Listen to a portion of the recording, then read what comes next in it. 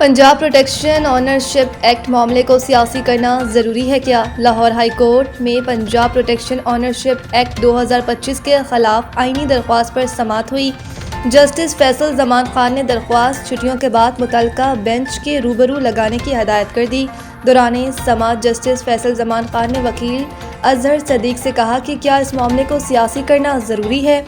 इतनी ट्रोलिंग के बावजूद अदालत ने इस मामले को उठाया। जस्टिस फैसल जमान खान ने मजीद कहा कि आपने 2 PTI के MPAs को लेकर दरख्वास्त दायर की। क्या MPAs ने असम्बली में इस एक्ट के खिलाफ तकरीर की? ये असम्बली में तो बोले नहीं और यहाँ दरख्वास्त दायर कर दी।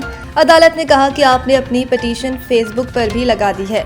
इस मामले को सियासत ज़्यादा न करें, ये मामला गरीब शहरियों की प्रॉपर्टियों का है। आप इस दरख्वास्त के जरिए हुकूमत को फ़ायदा दे रहे हैं। अदालत ने दरख्वास्त दायर करने वाले वकील अजहर सदीक से मजीद कहा कि आपको अपनी दरख्वास्त को वापस लेना चाहिए। आप किसी मुतासरा शख्स की जानिब से दरख्वास्त दायर करते तो समझ आती। आपकी इस दरख्वास्त पर बहुत अफसोस हुआ। PTI के अरकान ने दरख्वास्त में कहा कि सिविल अदालतों का दायरा इख्तियार ख़त्म करना आइन से मुतसादिम इक़दाम है।